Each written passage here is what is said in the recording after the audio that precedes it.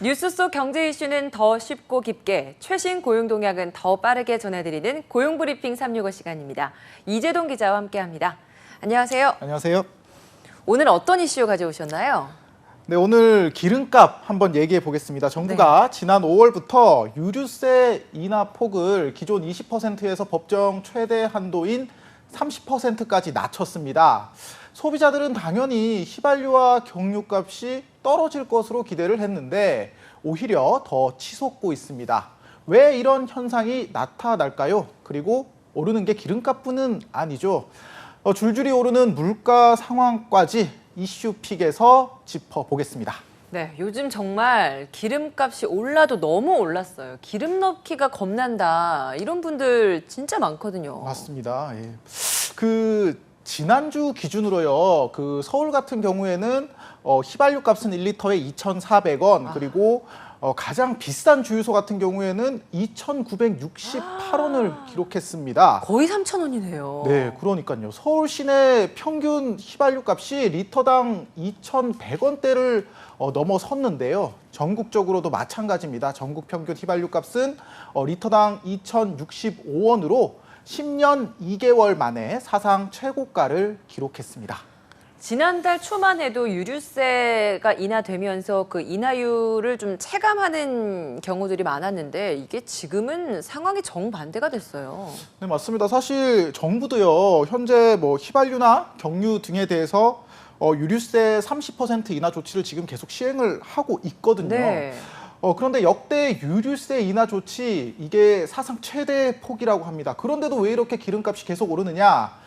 근본적으로 따져볼 필요가 있습니다. 국제 석유 제품 가격이 급등했기 때문입니다. 러시아의 우크라이나 침공 사태 이후에 배럴당 100달러를 돌파했던 국제 유가가 지난달만 해도 이게 괜찮아지나 싶었는데 이달 초에 배럴당 120달러 넘게 다시 가격이 오르면서 정부의 유류세 인하 효과가 사실상 소멸한 겁니다. 그렇다 보니까 저만 해도 10원이라도 좀 더 싸다 싶으면 여기 싸다 하고 들어가게 되더라고요. 맞습니다. 저 같아도 요즘 그 어플 있잖아요. 어플에서 가장 싼 주유소 이렇게 찾아다니는 경우가 많은데 네. 조금이라도 더 가격이 싼 주유소로 이렇게 차량이 많이 몰리고 있습니다. 네. 일반 주유소에는 발길이 줄었지만요. 상대적으로 저렴한 가격에 기름을 판매하는 알뜰 주유소의 고객이 많이 늘었다고 합니다. 이렇다 보니 주유소 운영업자들의 희비도 엇갈리고 있습니다. 일반 주유소의 경우에 원가 대비 이익도 줄어든 상황인데 고객 방문까지 줄어들고 있어서 이중고를 겪고 있습니다. 아예 문을 닫는 주유소도 늘고 있는데 한국석유관리원에 따르면요. 지난달 전국 주유소 개수는 11,267개로 지난해보다 111곳이 줄었습니다. 10년 만에 최고가를 기록하고 있는 이 기름값. 상승세 언제까지 이어질까요? 네, 참 슬프게도요. 일단은 기름값이 당분간 계속 오를 거다 이런 전망이 우세합니다. 공급도 부족한 상황에서 상하이 봉쇄 해제로 중국 내 수요도 커졌고 또 미국도 기름 수요가 많은 시기로 들어서면서 수요는 계속해서 늘어나고 있기 때문입니다. 여기에 전쟁을 일으킨 러시아와 외교 문제를 안고 있는 이란과 베네수엘라의 공급이 원활하지가 않아서 언제 이 공급이 늘어날지 알 수가 없는 상황입니다. 네, 문제는 이렇게 기름값이 치솟는데 이게 다른 물가에까지 영향을 미쳐서 소비자들 부담도 또 커진다라는 데 있지 않습니까? 맞습니다. 아시겠지만 요즘 참 물가 상승 너무 심하잖아요. 네. 지난달 물가 상승률이 5.4%로 13년 9개월 만에 최고치를 기록한 상태고요. 이번 달과 다음 달에는 6%대까지 올라가는 거 아니냐? 이런 얘기들도 나오고 있습니다. 만약에 6%대 물가가 된다면 21세기 들어서 가장 높은 수준의 물가 상승률을 기록하게 됩니다. 정말 월급 빼고 다 오른다라고 했는데 그 오르는 속도가 너무 빠릅니다. 특히나 요즘 외식 한번 하려면 이게 예전에 이 정도 금액으로 이걸 먹었나? 라는 생각이 들 정도로 너무 많이 올랐어요. 맞습니다. 요즘 사실 출근해서도 밥 한 끼 먹으려면 최소 10,000원은 있어야 그러니까요. 어디 가서 먹을 수 있는 네. 수준인데 이제는 집에서 간단히 시켜 먹던 배달 음식값마저도 이게 줄줄이 오르고 있습니다. 특히 네. 올해 들어 가장 가격이 많이 오른 외식 품목이 혹시 뭔지 아시나요? 아무래도 치킨 얘기 항상 많이 하잖아요. 1인 1닭은 해야 되는데 요즘에 1인 1닭 하려면 돈 꽤나 써야 돼요. 요즘은 뭐 2만 원 가지고는 사실 그러니까요. 쉽지가 않고 워낙 많이 올라가지고요. 이게 그 말씀하신 것처럼 올해 가장 많이 가격이 오른 외식 품목이 바로 뭐 치킨입니다. 뭐 우리 한국인들 정말 많이 먹는 음식인데 원재료 가격이 많이 오른 게 가장 큰 이유라고 합니다. 지난달 밀가루와 식용유 가격은 작년보다 20% 이상, 또 닭고기 가격은 16%가 뛰었으니까 치킨 값이 이게 오르지 않을 수가 없는 겁니다. 이 밖에도 대표적인 외식 품목이라고 할 수 있는 뭐 짜장면, 떡볶이, 칼국수, 김밥 이렇게 줄줄이 올라가지고요. 식비 부담이 갈수록 커지고 있는 상황입니다. 이렇게 비싸지다 보니까 그러면 집에서 좀 요리를 해서 집밥을 먹어야겠다라고 생각하는 분들도 많은데 그래서 마트에서 장을 보면 그것도 만만치가 않아요. 재료 품목, 가공식품들 가격도 정말 많이 올랐어요. 맞습니다. 지난달에 통계청이 조사를 해봤는데 73개 품목을 조사를 해보니까 이 중에 4종류를 빼고는 다 올랐다고 합니다.